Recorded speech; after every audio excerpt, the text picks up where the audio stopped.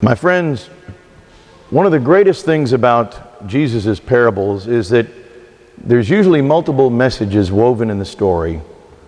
And isn't it wonderful that we can insert our mind into several different roles in the story and come up with different lessons that each of us need to hear?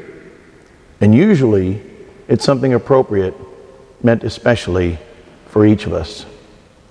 Today's gospel message to me certainly works that same way, and I'm thinking it might be for you as well. Sometimes, though, when the story is so familiar, we can tend to say, oh, I remember that parable about the workers in the vineyard and they got paid different or paid the same. Yeah, I remember that.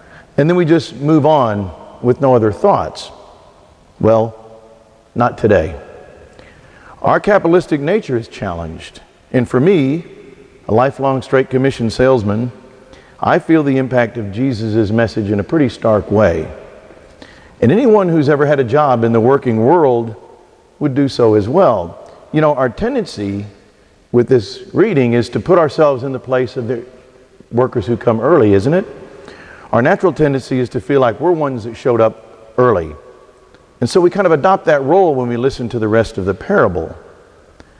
Well, when all is said and done, if I'm one of those early ones, I expect an equitable and a fair return for my work. And objectively, that's exactly what happens, isn't it? As the first workers, they agreed on the usual daily wage, and that's what I get. But Jesus has a twist that he always throws into his stories, and here it is. The landowner purposely and deliberately pays the people who came last first, so that I can stand and watch. He says, summon the laborers and give them their pay, beginning with the last and ending with the first. The landowner is baiting me. He's already set me up. Let's say the daily wage is $500, and I see that guy that worked for an hour get $500. I'm starting to do the math. And what happens? I would fall into that trap. I would be jealous, expecting more for myself than the other guy who didn't work as long. Wouldn't you be doing that? Let's be honest. But what this really reveals is a weakness in my understanding of our relationship with God. Because our idea of compensation and work in our society is a tit for tat. I'll do this for you, you do this for me. I get pay in return for the services. And that's fair in our minds, right? And others should be treated fair the same way. But that's the point Jesus is making in the story. When it comes to our work in building the kingdom of God, there is no tit for tat. We tend to insert capitalism into the equation, and Jesus tells us it doesn't work that way. When I start to compare what I deserve with what other people deserve or what other people are getting, I'm on the wrong track. I get jealous and I get judgmental. And besides, am I really willing to say to God, give me what I deserve, just be fair with me? I think that's a little dangerous attitude to have and pretty risky. So, what kind of spiritual thinking does work? The rules of love, kindness, mercy and understanding, forgiveness and generosity, the rules how God treats us. These are the measurements by which we can tell if we are really living and proclaiming the good news in building up his kingdom. Now, to elaborate on that point, let's do something maybe we've never done before. Let's take a different role in the story. Like I said, most of us are always the early bird in our minds. Let's not do that. Let's take that we came maybe at noon or at 3 o'clock, or maybe you were one of the people that came at 5 o'clock and only worked for 1 hour. Think about the story with that perspective for just a second. It changes things, doesn't it? Now what happens?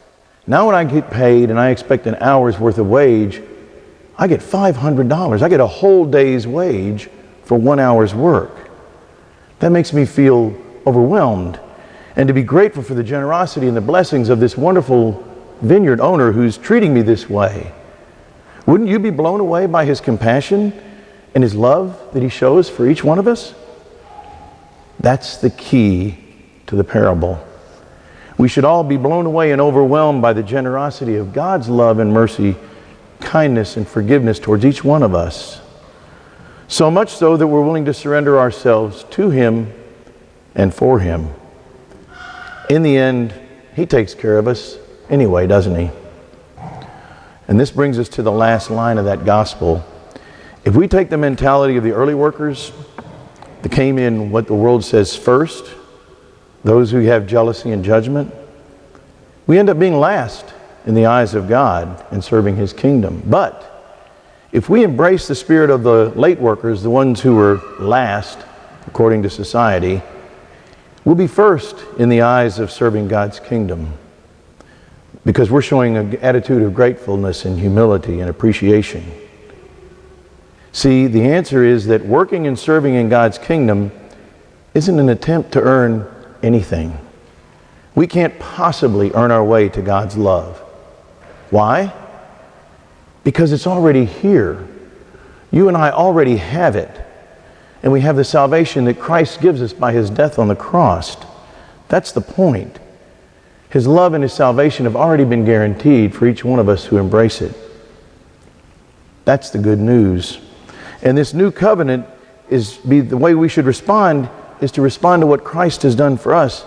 And when we participate, we take that overwhelming gift of simple love and share it everywhere in our lives, everywhere in the vineyard. It doesn't matter if we were early, if we were on time, or even if we were late. The abundance of the heavenly banquet is available to all of us in the end. And thank God, Isaiah was right. His ways are so far above our ways.